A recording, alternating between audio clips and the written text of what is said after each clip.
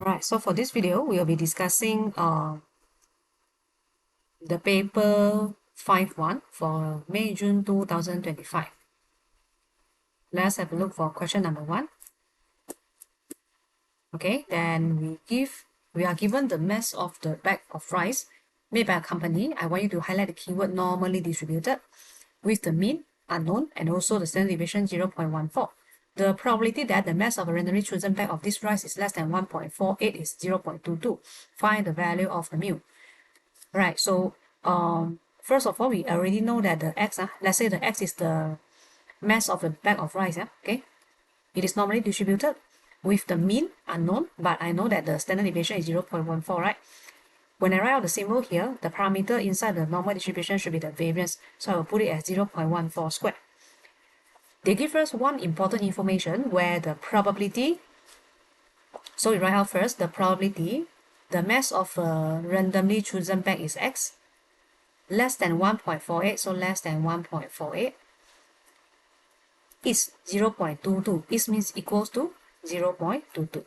And this is the information provided by the question. By using this information, they want us to find out the value of the mu. How can I find out the mu here?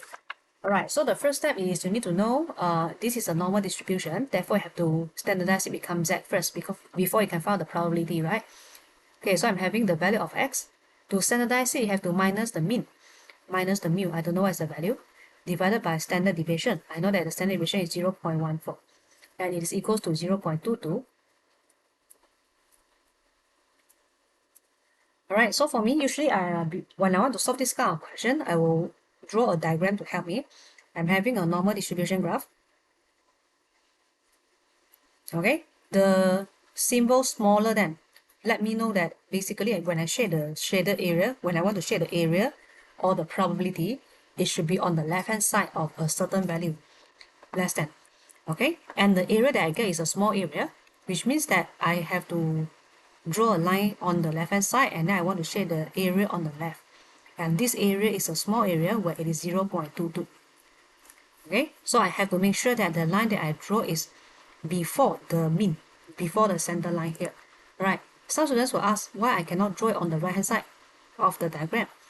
If you draw the line on the right hand side of the diagram and you shade the area below the line or before the line or smaller than the line, smaller than the value, this area is a large area which is not fulfilling the probability here, which is 0.22. 0.22 should be less than half. When you shade the area here, it should be more than half, right?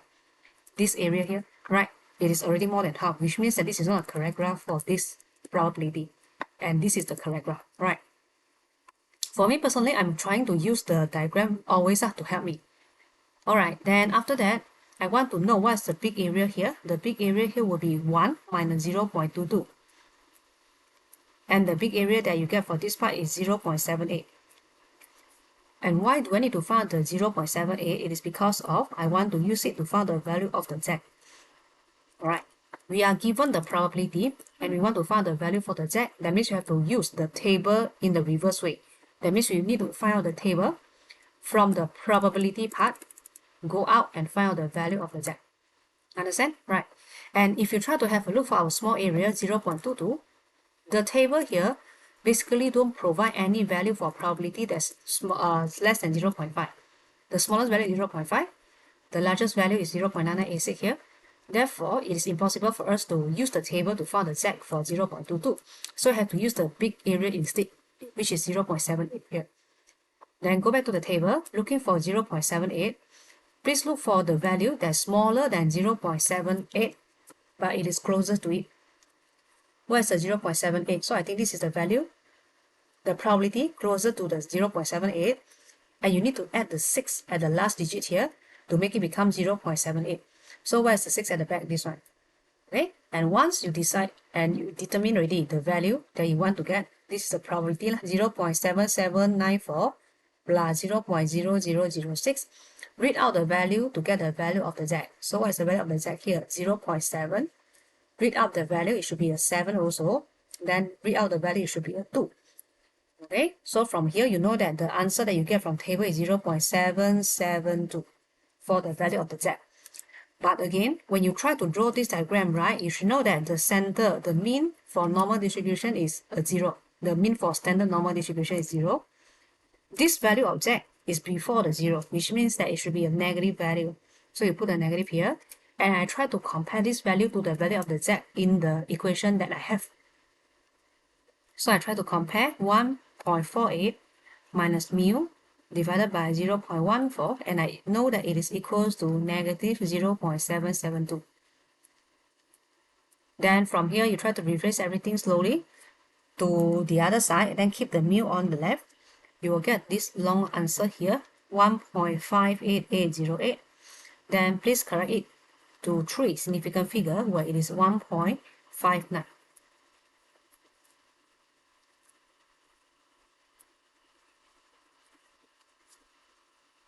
Right, and this is what we have for the mu. Okay, and I want to emphasize here, if you want to use this method to find the value of the z, you have to always ensure that the diagram that you draw is a correct one. All right, if not, if a diagram is wrong, it will give you a misleading answer, or maybe the wrong answer eventually. Right, this is how we solve question. Right, so now we are at question number 2. They want us to find the number of different arrangement, highlight the keyword arrangement. Your calculation later will involve all the NPR or maybe the factorial. All right, there are 8 letters here in the word of kangaroo, in which the 2A are together, then the O are separated. O are not together. Right. Okay, so if you try to have a look here, what kind of letter do I have here? I'm having 1K, 2A, 1N, 1G, then 1R and 2O. Okay, then now they give us a restriction, right, where the 2A must be together. When something must be always together, I usually will group them or bundle them, treat them as one item or one unit. Then I'm having K and GR. Then for the 2O here, when there are something that are not together, the 2O are not together, usually I will arrange them lastly. So you can see that the very first stage that I want to arrange is the 5 items here. Because the 2A I treat as one item, because they must be together. So one item, 2, 3, 4, and 5. When you want to arrange 5 items here, basically it will be 5 factorial, right? Okay, then if you want, basically you have to consider the arrangement for the A, 2A here. So you have to multiply with 2 factorial. But since the 2A are identical letter, therefore we have to divide it by 2 factorial as well. So most of the time we are not going to write out this term. Just in case if you are curious, right? Why sometimes we need to consider, why sometimes we do not. Basically, we still consider it, but because they're identical letter, we divide it by 2 factorial. So this gives you a 1. So most of the time, we didn't write it out, right? Okay. Then after you arrange the 5 items here already, then let's have a look how to put in the 2O. Since the 2O must be separated or they are not together, right? So I have to slot them in between all the letters that we have arranged just now. There are how many spaces available to slot in the 2O? So you see the arrow here, 1, 2, 3, 4, 5, 6, 6 arrows. So 6 space, we want to place 2O. But at the same time also, the 2O are identical. Therefore, you have to divide it by 2 factorial. Okay, then use calculator and help you to simplify the answer. By right, you have the value 1,800.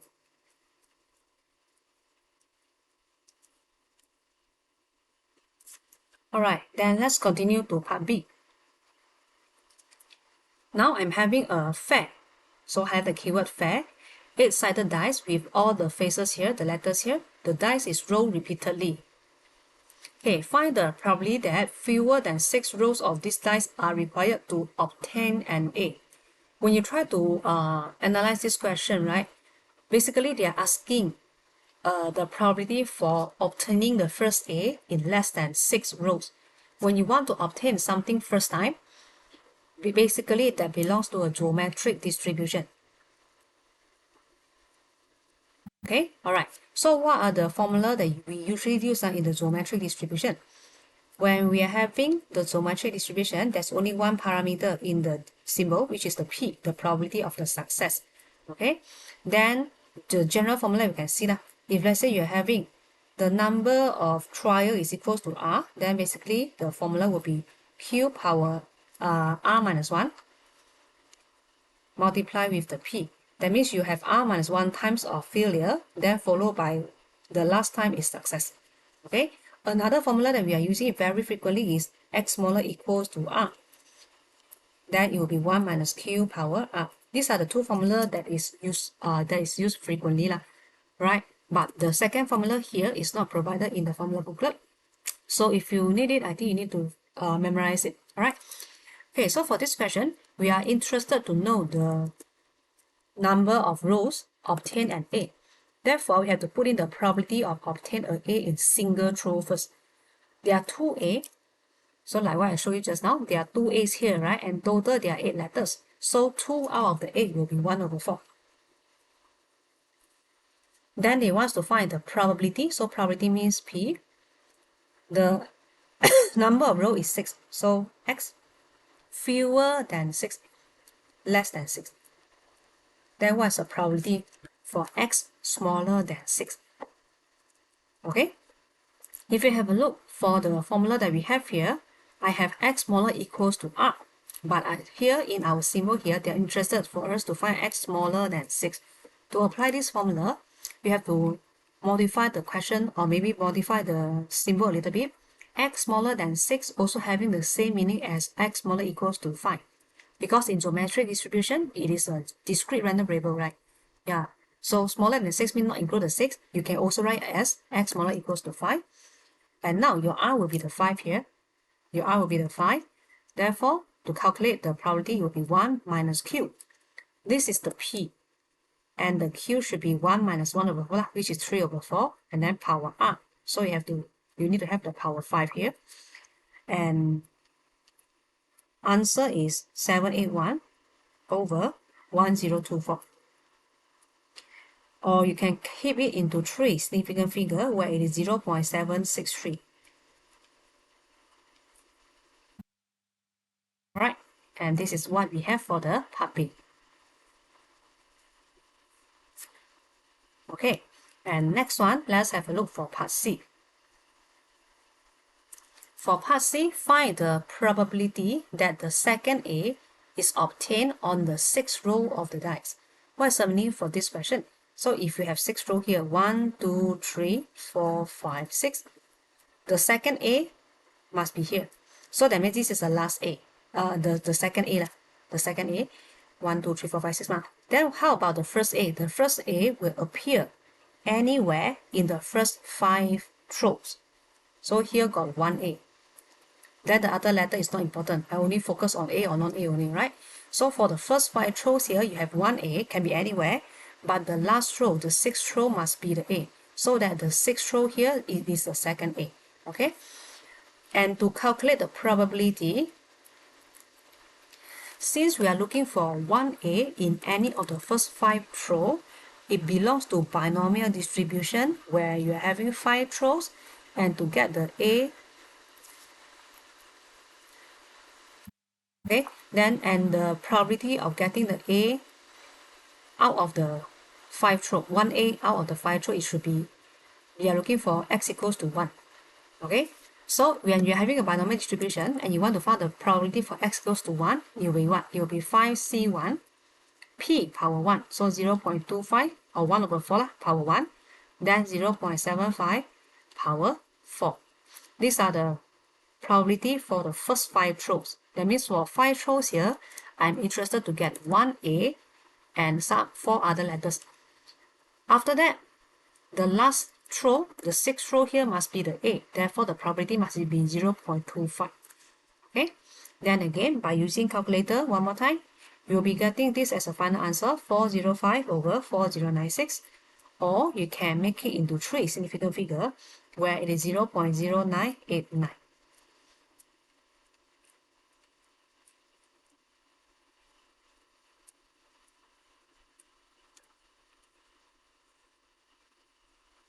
Right? Yeah, so this is how we solve question number 2. Okay, so question number 3. Last Sunday, teams of runners took part in the charity event. So the time taken in seconds to run 50 meters was recorded. Correct the 1 decimal place for each runner. The times record for 11 runners from each of the gulls and also the herons are shown in the table. These are the data that we have. Draw a back-to-back stamp and leaf diagram to represent this information with gulls on the left-hand side. So I think you have to be very aware of this one, yeah. For recent years, they will always mention clearly what is the back-to-back stamp plot that you need to draw and they will specifically mention what you have to put it on the left or maybe on the right. Okay, all right, so let's look for this one. Okay, back-to-back stem plot, definitely we're having the stem in the center, right? So this is a stem. And then we need to decide what is the value for the stem that we need to have. Okay, the smallest value that we have is 7.9, and I think the highest value that we have is 10.8. Therefore, the stem, I think we should start from 7, then followed by 8, 9, and also 10. Left-hand side must be the group of gulls, and then right-hand side must be the herons. For the gull group, they already arranged the value from smallest to the largest value, so you just put it in. 7.9 means you put a 9 at the 7 part here with the stem. So 8.2, 8.3, 8.6, 8.6, 8.8. Followed by 9, 9.2, 9.7, 9.8, then 10.0, 10.4. Okay, then for the herons part, you need to be careful a little bit because they didn't arrange it in the order, right? So you have to try to rearrange your data into order. Okay, make sure you don't do careless mistake. By right, this is the answer for the herons part. So 2, 3, 5, 7, 9, 9, then 8. You must arrange the leaf from smallest to the largest for each group, okay? Then, and after that, don't forget, besides labeling your data on top, don't forget about the key also for the stem and leaf plot. So what is the key here? You can use any value that you like. So as example, I put 2/8/1. What's the meaning for this? So you should tell them that it denotes basically 8.2 seconds for what group? For the gulls group.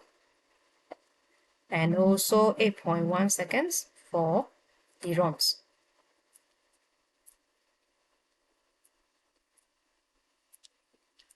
Okay, all right. Then when you are trying to draw the key, right, don't forget about the unit always.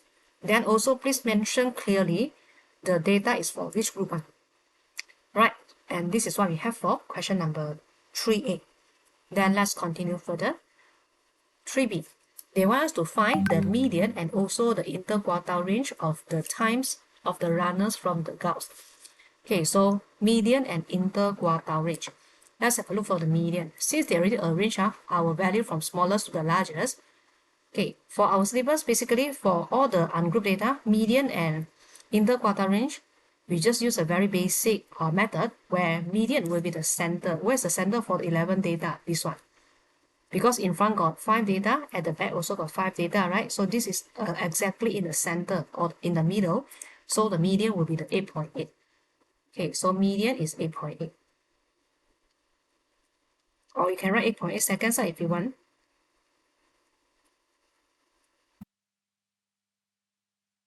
Right, then after that, how about the Q1 and Q3? Before you can find the IQR, the interquartile range, you have to find out Q1 and also the Q3 here. For Q1 means the lower quartile. So for lower quartile, what we do is like we try to observe the 5 value in front or before the median, and we are looking for the median for the 5 values here. So the median is 8.3. So this will be your lower quartile. How about for the upper quartile? Same thing happened here. For the upper quartile, you only look for the last 5 data after the median and looking for the median for the second half of the data, which is 9.8. And from here, you know that Q1 is 8.3, Q3 is 9.8. Right, so I try to write out first. Q1 is 8.3. Then Q3 is 9.8. And this question is asking for interquartile range, right? Which is Q3 minus Q1. So please take 9.8 minus 8.3. By right, your IQR should be equals to 1.5. This is the part B. Then let's continue to part C. Now we are having 2 other teams of runner, okay, with some summarize of the data here. We have 20 runners and also 30 runners. 20 runners from eagle, 30 runners from the other group, which is a shift, are denoted by X and also the Y. Then we are having the summation of X, which is 175.0, and also the mean for the Y is this one. They want us to find the mean of time taken by all the 50 runners. Alright, so all of us know that the general formula for one group of data is summation of X divided by the N. But now we're having two groups of data, and they want us to find the mean for all the groups. That means the two groups here. So in short, you have to know that we cannot just straight away take the mean, then add them together divided by 2, because the number of runners are different. So you need to know that when you are having different groups to calculate the mean, you need to include the summation of x and also the summation of y from both groups. Then only you divided by the total number for the runners. For this case, alright, n1 plus n2. Alright, so this is what you need to know lah. You cannot just directly add the mean together then divided by 2. That is not the correct way or correct answer. Okay, and now we are given the mean of y is 8.4. I need to use this information to find out the summation of the y first, because I need both summation x and summation y to get the new mean. Alright, okay, so first of all, we know that mean is equals to 8.4, where it is basically summation of y divided by, for the y group, they are having 30 runners, right? So divided by 30 is equals to 8.4. So what is the summation of y that we get here? So you take 8.4 multiply with 30, by right you will be having 252. Okay, then after that you can continue to calculate the mean for the whole group. So the overall mean, summation of x is what? 175. Summation of y is 252. What are the total number of runners for both groups? It is actually 50. Then try to get the answer. By right, you'll be having 8.54.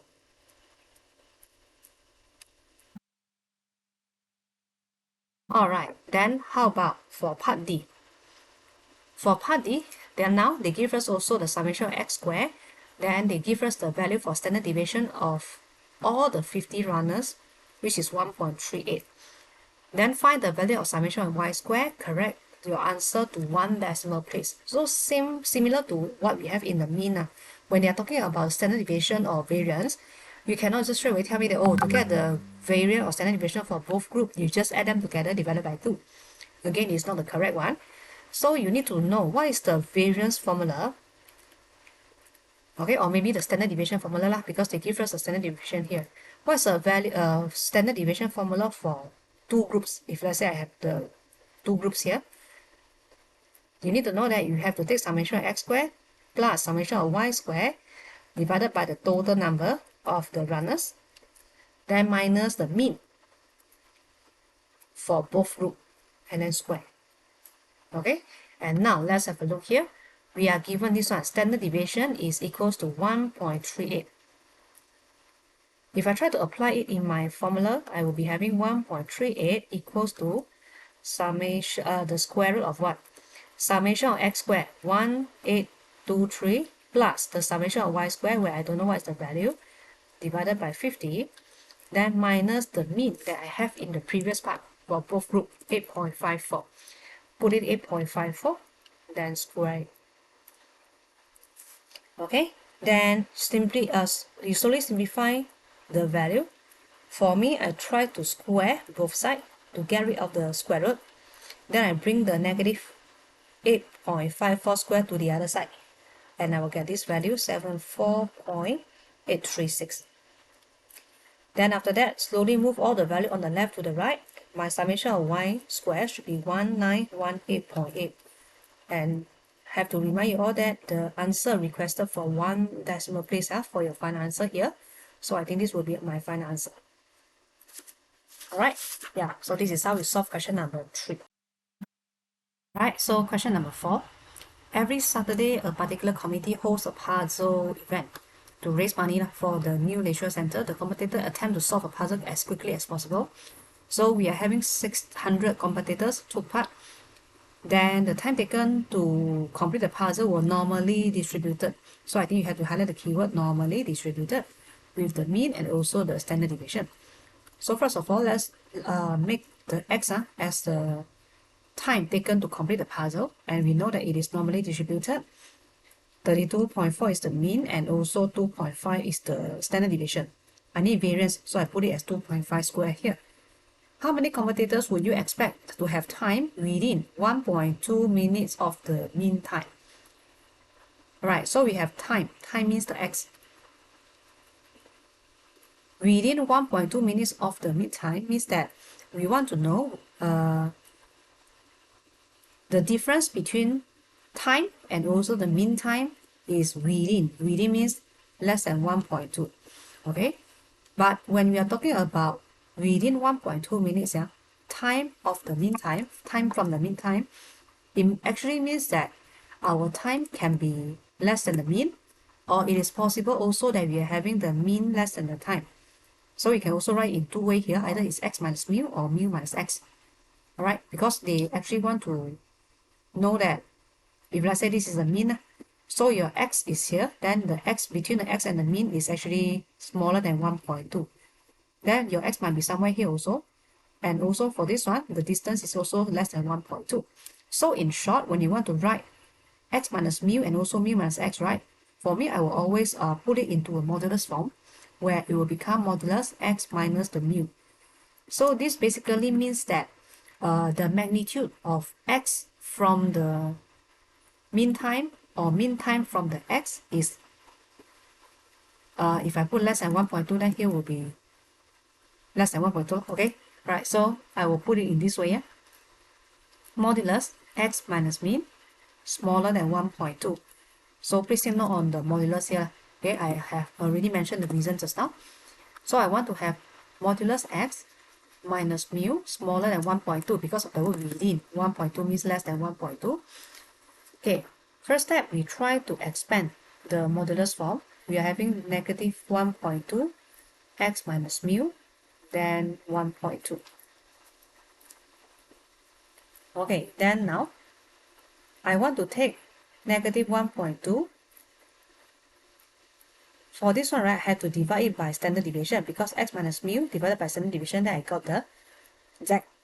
So the 1.2 here, I have to divide by standard deviation value. What's the value for standard deviation? It is 2.5. Same thing happened here, 1.2, I want to divide it by 2.5. And if we further simplify it, you will get your variable z now. Okay, because you can see that this process is already the process of x minus mu divided by standard deviation. So it will be the z. Then just take a calculator to help a little bit on this one. You'll get negative 0.48 and also until positive 0.48. Usually for me, when I want to find the probability that z is within two value, well, I always use the diagram to help me. I have a standard way of doing it. But of course, this is not the only way.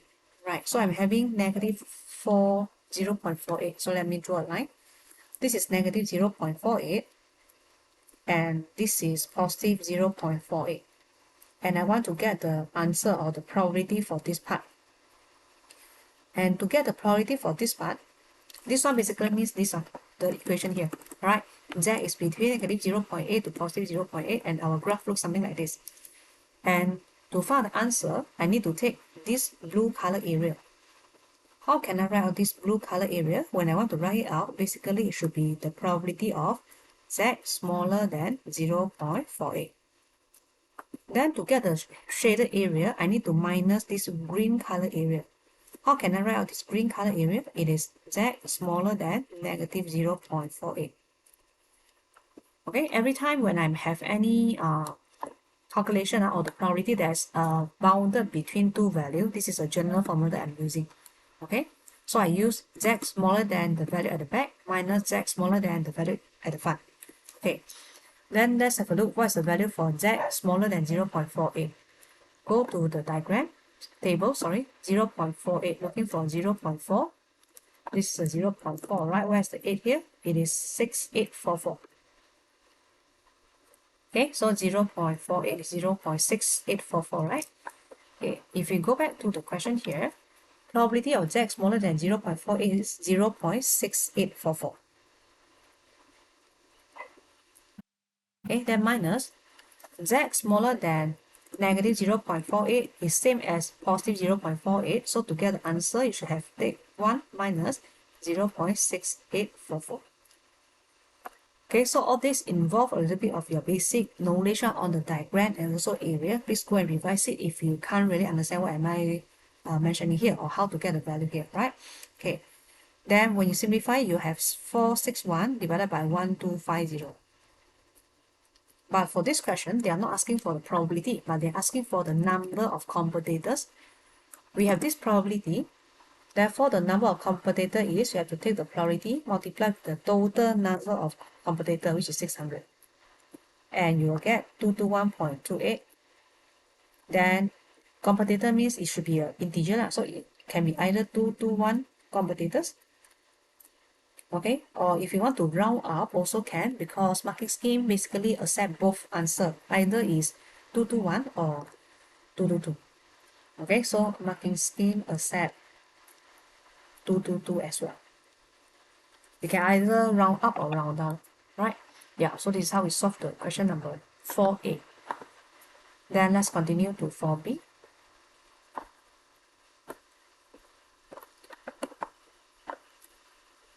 Okay, so now for 4B, now they are saying that I have 60% of the competitors has the time less than 36 minutes. If you try to write the symbol here, it should be x smaller than 36. It is equals to 0.60. There are 9 competitors who took part in Saturday's event are selected at random. We have 9 competitors. Find the probability that at least 2 and fewer than 8 of the competitor has time less than 36 minutes. Okay, so for this question, you have to identify the distribution by yourself. Yeah, you're having 9 competitors, and at least 2 fewer than that 8 of the competitors something happen. So this kind of structure belongs to binomial distribution. I will use the y. Y means number of competitors with the time less than 36, and I know that it should be binomial distributed with 9. And the p here should be the probability of less than 36, which is 60% or 0.60. And for this question, we are interested to find the probability of at least 2, but less than 8, fewer than 8. Fewer than 8 means no equal sign for the 8. And we have to calculate the probability here. Alright, in general, if you want to calculate the probability for binomial distribution, I just try to write the general formula, yeah? Y equals to R is, you are having NCR, P power R, Q power M minus R. So like for this question here, I'm interested for Y between 2 to 8. Okay, so you try to observe here, we try to have a look here. I'm having 0 until 9 for the value of the Y.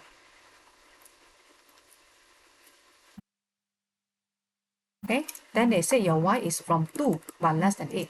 2 and less than 8 means that you have to include 2 in your calculation for probability 3, 4, 5, 6, 7. And you want to exclude 0, 1 and also 8, 9. Right? So to calculate this probability, you have 2 options here. One is you calculate the probability 1 by 1 from 2 until 7. If not, then you take 1 minus the probability of 0, 1 and also 8, 9. Okay, so for me, I feel that minus will be faster. So I will take 1 minus x equals to 0. X equals 0 will be 9C0, 0.6 power 0, 0.4 power 9. Then y equals to 1. 9C1, 0.6 power 1, 0.4 power 8. Okay, so I minus 0 minus 1. Now I need to minus 8. So 9C8, 0.6 power 8, 0.4 power 1. Then minus the 9C9. You're having 0.6 power 9, 0.6 power 0. Okay, then again, try to press calculator and get the answer. Correct your answer into 3 significant figure. It should be 0.926.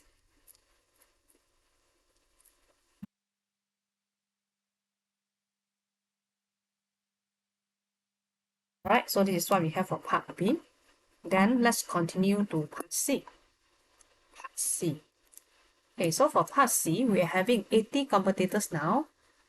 Then they want you to use the suitable approximation, highlight the keyword approximation.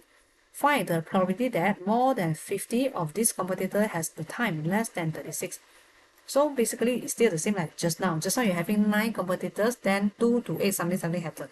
So this one is you're having 80 competitors, more than 50 something happened. So it still belongs to binomial distribution.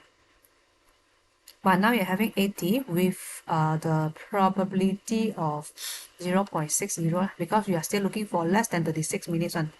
Okay, and they give us a very obvious keyword about the approximation. Therefore, we have to change our binomial become normal distribution. Okay, it should be n times p. So if I try to put all the details here, this is the N and this is the P. Okay, and when can you change your binomial become normal? There are three conditions here. So let's revise again. The first condition is N greater than 30. Second condition is NP greater than 5. And also the third condition will be NQ greater than 5. But for this question, since they ask you to use the approximation already, that means it must be fulfilled these three conditions already. Then only they will ask you to approximate it. Alright. Okay, then to get the N, I want to have mean for the first parameter here. How to get the mean from binomial? So you're taking N times P. 80 times 0.6. And you should get 48. Then for the variance, from binomial, it should be N times P times Q. So you'll get 19.2 here. Okay, so just in case you can't remember, I just try to put it here, NP and also NPQ.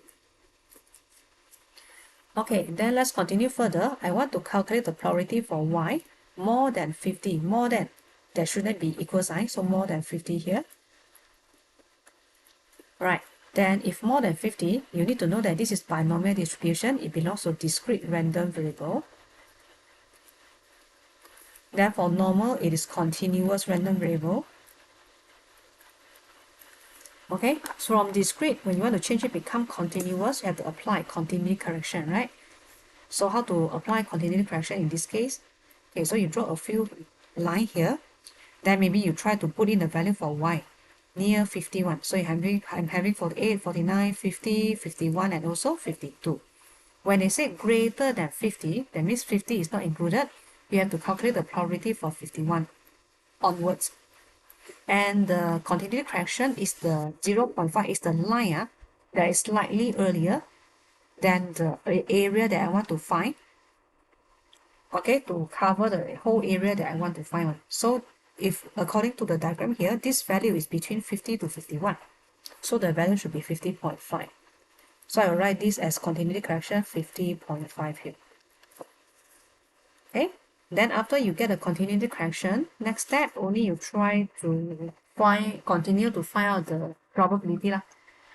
This is a normal distribution now, so you have to change it become Z.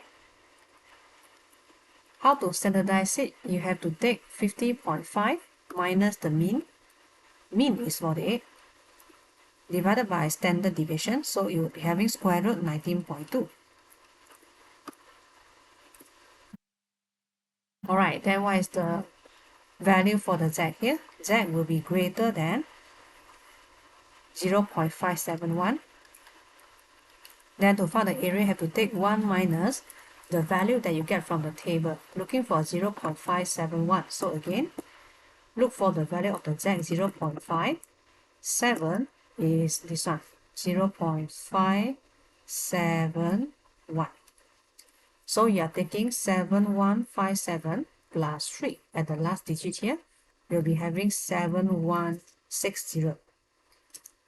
Okay, so you have to minus 0.71, it will be 0.7160. Okay, because from normal distribution table, right, all the area that we get here, the probability that we get here is for smaller than and now we are looking for larger than. Therefore, you have to take 1 minus Z smaller than 0.571. Then, if you don't do any careless mistake, by right, this answer should be 0.284.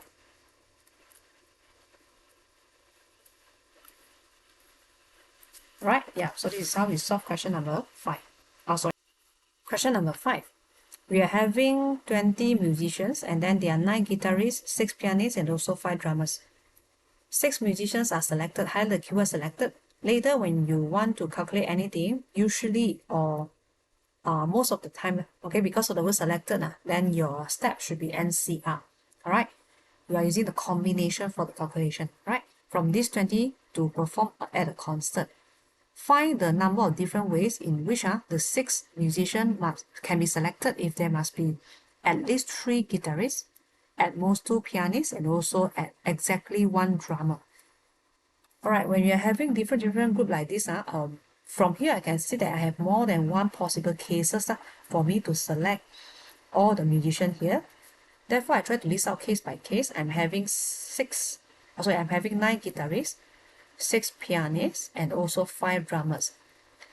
And according to the restriction here, right, at least 3 guitarists, at most 2 pianists, exactly 1 drummer. So let's write out the first case first, 1. Then I have 3 guitarists and 2 pianists. 3 plus 2 plus 1 is 6, because we want to choose 6 musicians, right? So that is the first case here. This one is the first case. Then for the second case, the drummer must be the 1. Okay, then they said at least 3 guitarists. That means I have to increase the number of guitarists, become a 4. Then if let's say this is a 4, the drummer is a 1, therefore the pianist should be 1 now. Okay, so let's see whether 1 fulfill the restriction of the pianist or not. So they say at most 2 pianists. So that means I have 1 pianist also can. So that means this is also the possible case for my answer here. It will be the second case. Then how about the third case? Let us try to increase the number of guitarists again, make it become 5. So the number of guitarists, you cannot make it less than 3, because they say must have at least 3 guitarists. So you have to increase the value, right? If let's say I'm having 5 guitarists and I must have 1 drummer, then what happened to the pianist? It will be 0. Then again, if you have 0 pianists, is it okay? So look at the restriction one more time. You are having at most 2 pianists. So this is still a case for me. Alright. Then definitely I cannot have 6 guitarists because I must have 1 drummer. So if let's say 6 guitarists already 6 musicians, so there's no more drummer in your group. Right. So this will be all the cases that we have. And let's calculate the case here one by one. For the first case, 9 guitarists, you want to choose 3 of them. Then 6 guitarists, you want to, 6 pianists, you want to choose 2 of them. And also 5 drummers, you want to choose 1 of them. So the total musician should be 6. So to make the probability complete, to make the number of selection complete, we have to multiply them to make it as a complete 6 musicians in a group. So we multiply, not plus, okay? We multiply here. Okay, not the plus, yeah? Right, when you try to press calculator, this answer should be 6,300. Okay, then how about for the second case? I'm having 9 guitarists, I want to choose 4. 6 pianists, I want to choose 1. And also 5 drummer, I want to choose 1. So I will get 3780. Same thing happened for the third case here. I'm having 9C5. Multiply with 6C0. Multiply with 5C1. And this one I will get 630. Right? Then after that, what is the final answer? So the final answer is you have to total all the combination for the 3 cases here. By right, you should be having 10710.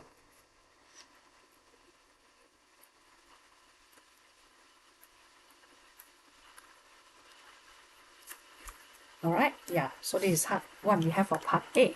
Then let's have a look for part B.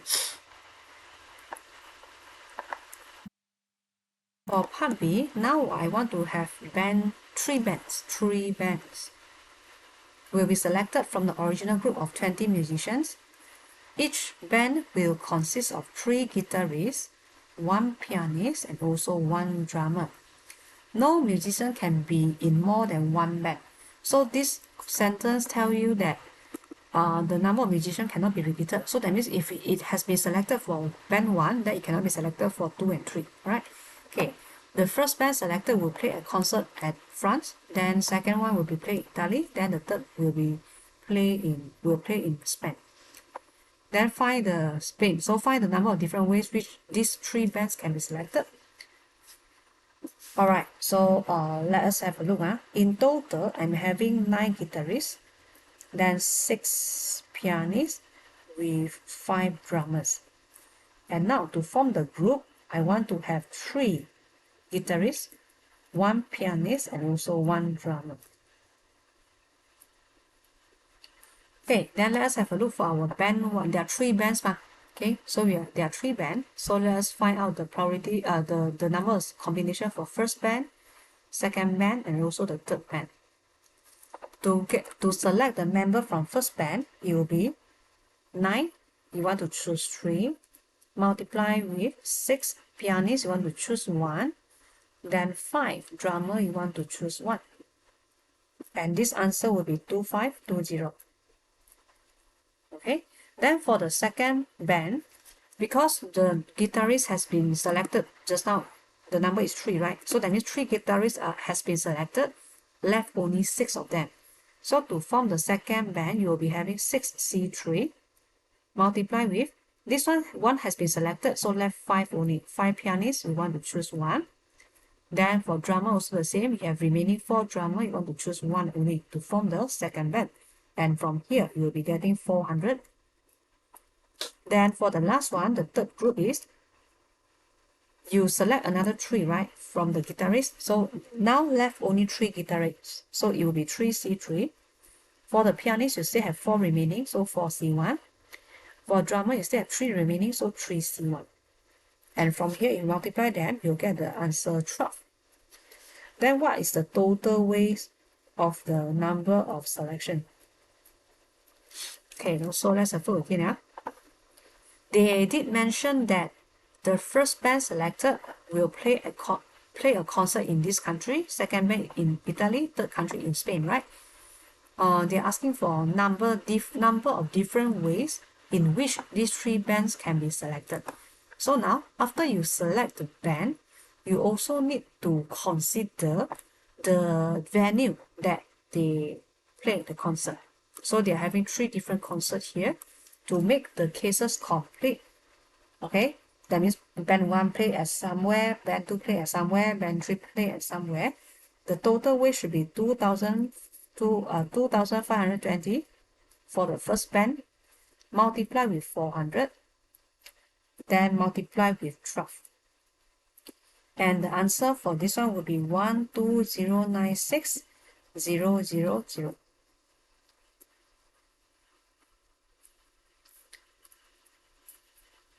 Okay, then maybe now a lot of students might ask, why just now to get the answer in part A, right? When I calculate the cases separately, I just add my cases together. But why in this case I have to multiply them together? Of course, the reason is because of for this second case here, we are considering also the places that the band play. Okay, as an example, if let's say you are not so sure how does this work out, right? I try to explain in a simple way, where let's say that I'm having only 2 groups. I have guitarists, then I have pianists. Only got 2 groups of the musicians. Maybe for guitarists, I have 3 guitarists. Then for pianists, I have only maybe 2 pianists. All right. Then I want to have the band. All right. Maybe I want to have the band where I want to have 1 guitarist and 1 pianist. All right. 1 guitarist and also 1 pianist. So what is the possible selection? I want to have maybe 3 groups, let's say. Oh, sorry, I cannot have 3 groups. I can only have 2 groups. Okay. So for the first group, 3 guitarists, I want to choose 1, right? So 3C1 multiply with 2 guitarists means 2C1. Okay. But now I don't want to do in this way. What I want to do is I want to list out. Let's say I'm having 3 guitarists. Pianists, sorry. Okay, so 3 guitarists and 2 pianists. Let's say for the 3 guitarists, right, they are A, B, and C. Okay, then for 2 pianists, they are having the number 1 and number 2. Number lah. So this is the number. When you want to select them and form the how to say and form the group okay, I want to have the group. The group I want to have 1 guitarist and 1 pianist group. I want to have 2 groups. Each group has 1 guitarist and also 1 pianist. So what are the possible way that I can have? So if I have 2 groups, right, I can have 3C1 multiply with 2C1, which is 3 times 2, it is equals to 6. How can I get the 6 for the first one? Oh, sorry, then maybe the second one will be 2C1 multiplied with 1C1. So you're getting 2 here. Okay, so maybe you want to investigate in a detailed way. Then for the 6 cases here, right, it is because of you might have A1. You select A, guitarist, then 1, the pianist, the name pianist of 1. Then you might have also A2, you might have A3. Then you also can have B1, B2. Oh, sorry, there's no A3, right? Okay, so you have A1, A2. You can also have B1, B2. You can also have C1 and C2. ABC means the name of the guitarist, then the 1 and 2 means the name of pianist, right? So I'm having C1, C2. Okay, so these are the six, so you can see there are 6 possible groups here. And then for this one, the remaining one, you can still have, let's say the A is selected just now, right? So you might still have B and C only. Okay, all right. So I just focus on the first one, yeah. Then why do I need to take 6 multiply with 2 if I want to put the first group and the second group in different country? Let's say I want to put in them in Italy and also Spain. All right. So from here you can see, my second group has 2 possible way only. So that means, let us try to investigate like this. Let's say my first group is A1. Then my second group can be B, right? So it can be B2 or C2, right?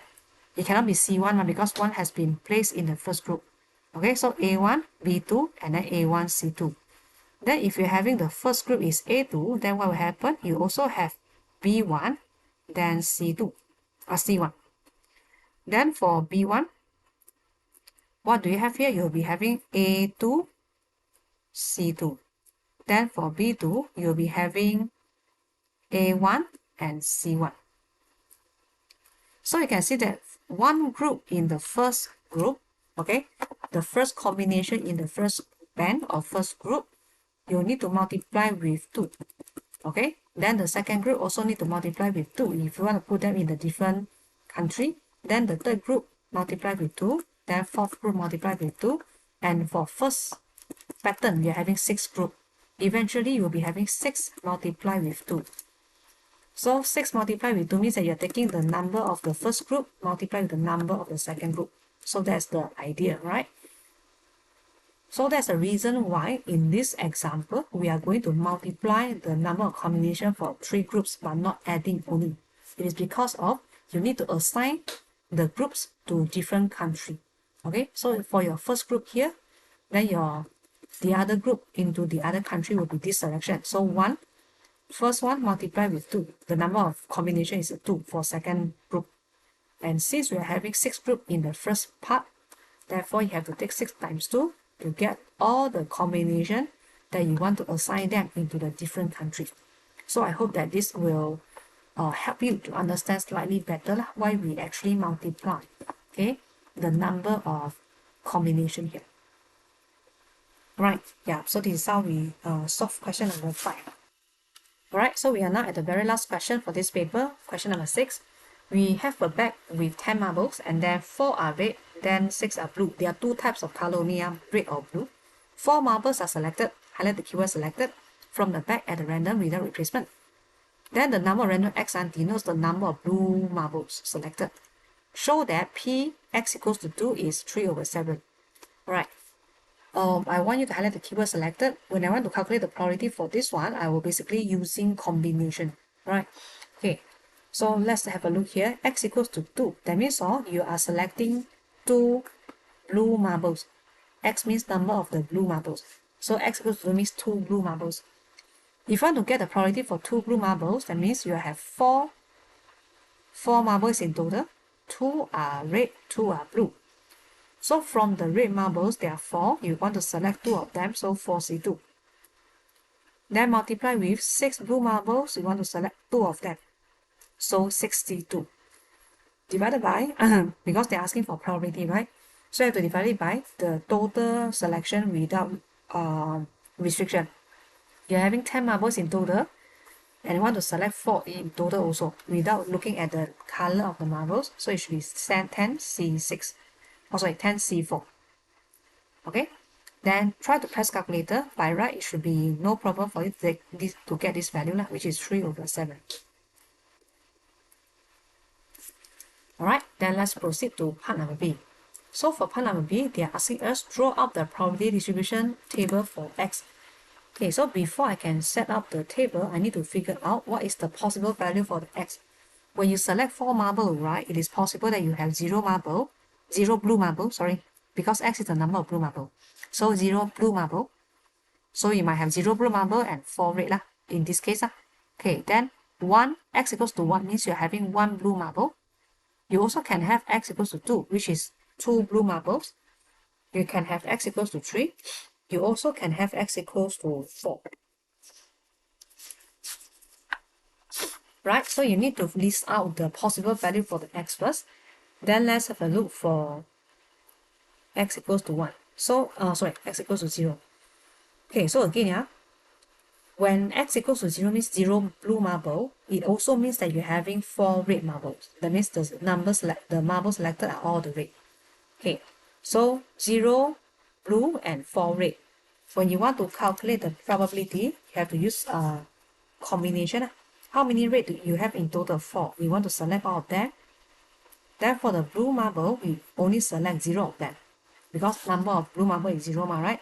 Then divided by the total combination without restriction. It should be 10 marbles in total. You want to choose 4 of them. So for this one, if you don't do any careless mistake, the value should be 1 over 210. Okay, then let's continue to the probability of x equals to 1. This one means that you have 1 blue marble and 3 red. So 4C3, 4 red marble, you choose 3 of them. 6 blue marble, you choose only 1 of them. Then divided by the total selection. So for this question, by right, you'll be having 4 over 35. Okay, x equals to 2, you can skip because we have already proved the value just now in the first part. Then we straight away proceed to x equals to 3. 3 blue marbles means you're having 1 red, 4C1. Then 6 blue, you choose 3. Divided by 10C4. Then again, you'll be having 8 over 21. Then for the last case is x equals to 4. 4 blue marbles. That means you're having 0 red. So 4C0. 6 blue marble, you want to choose 4 of them. Then you have to divide by the total number without selection, without restriction. 10C4. Okay, then again, press calculator. By right, you'll be having 1 over 14. Okay, then after that, usually for me, myself, I prefer to simplify all my answer in a table form. Okay, so what is the value of x? Usually I will put the first row as x, then the second row will be the p. The value of x will be x equals to 0, 1, 2, 3, and 4. Then just put in all the probability that you calculate just now. If you don't do any careless mistake, these are just the value. I just copy it down from our calculation on top just now.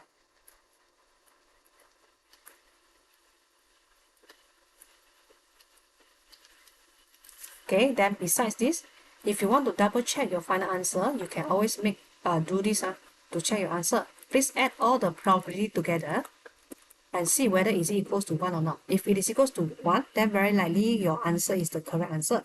But if let's say when you add them together, but it is not equals to 1, then definitely there's something wrong in your answer. So this is a small step for us to double check and see whether the answer is correct or not. Okay. Right, then let's continue to last part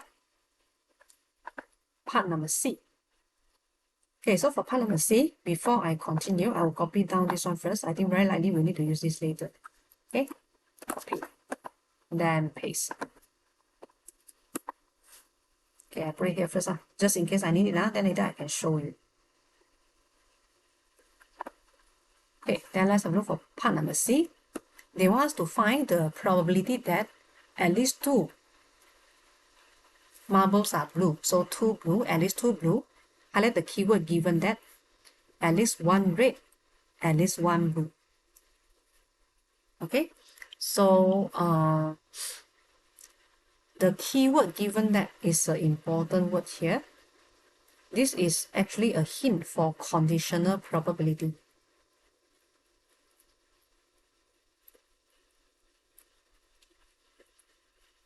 What is the general formula for conditional probability? When the sentence given that A happened, then find B. Okay, when you have this kind of structure of the question, or maybe the keyword given that it is a conditional probability, when you want to write the symbol, right, it should be B/A. That means A happened first, followed by the B. So B/A. Given that A, so that means A happened first, right? And the general formula for this one will be A intersect B divided by the probability of the A. This is a general formula for the conditional probability. Okay, then here, because we are having the keyword given that, so we are having a conditional probability basically also. Okay, so they say, given that something happened first, so I write slash here, given that the event happened first, we write on the right hand side of the slash. So now I have rate more than or equals to 1, and also at least one blue, right? So that means blue also greater equals to 1. Then what happened later? At least 2 of the marble chosen are blue. So here you'll be having blue at least or equals to 2. And this is the general symbol that I get now from the sentence of the question. Okay, then next, let us write out the proper formula. According to the conditional probability, right, we are having the formula where it is B intersect with the A.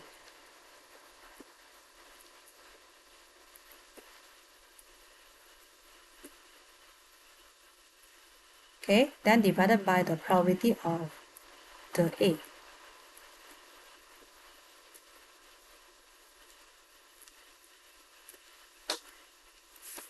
Okay, then after that, before we can calculate the probability, of course, we need to understand what does all this mean first, yeah? Okay, let's have a look for the denominator. You are still selecting 4 marbles. Select 4 marbles, like what we did just now. And then they ask you, what are the possible cases that you have at least one red and also at least one blue? What are the possible cases that you have? Since our cases here, right, our color of the marble, there are 2 only, either red or blue only. Okay, so let us try to list out all the possible cases where you're having at least one red and at least one blue. Maybe we start from one red first. Okay, so you might have one red with 3 blue. Okay, because total you select 4 marbles. One red, 3 blue. Is it fulfill this one? Blue at least equals to 1. Red also at least equals to 1. So this is the correct case. After that, you increase the value for red. How about now if you have 2 red? If you have 2 red, then you might have 2 blue. Also fulfill the condition here, right? Then how about if let's say you try to have 3 red? So 3 red and also 1 blue. Also fulfill this condition. Can you have 4 red and 0 blue? Cannot, because 0 blue means that you didn't fulfill this condition. You must have blue at least equals to 1. So the denominator, these are the possible cases that I have. Then for the numerator on top, they said I want to have at least 2 blue with at least 1 red and at least 1 blue. At least 2 blue and at least 1 blue, when you want to intersect them, you will take the smaller set, which is blue greater equals to 2. So you ask yourself, can you have 1 red with 3 blue? Can, right? Then can you have 2 red with 2 blue? Also can, right? Then can you have 3 red and 1 blue? On top, cannot. Because here they did mention that blue must be greater or equals to 2. Compare with intersect with blue greater equals to 1, so you usually take the smaller set for the intersection part, right? So the smaller set here will be blue greater equals to 2. If I write out this case, that means blue is equals to 1, not fulfilling this one. Alright, so for numerator, this is the cases that I have here. Then next one, how can we calculate the probability? Okay, so we try to have a look for the probability distribution table that we calculated just now. This one. Okay, so let's try to list out all the possible cases. 1 red, 3 blue means that you're having your number of x equals to 3, 3 blue. So when you're having the 3 blue, automatically the 1 red is there. So this one means 1 red, 3 blue. The probability is 8 over 21. So you just put 8 over 21. Then plus, how about 2 red, 2 blue? So looking at the 2 blue here, the probability is 3 over 7. Then simply happen for the denominator, you try to figure it out. 1 red, 3 blue, this one. So 8 over 21. 2 red, 2 blue, this one. So 3 over 7. And also the last case here is 3 red, 1 blue. So you are looking at x equals to 1. That means automatically you should know that the other option for the red is a 3. Then the probability is 4 over 45, 4 over 35. Okay, then after that, you just try to sum and simplify your answer. Okay, by right, you should be having 17 over 21. then divided by 97 over 105. Then simplify your answer further. You'll be having 85 over 97. And of course, if you want, you can change it become 3 significant figure where it should be 0.876.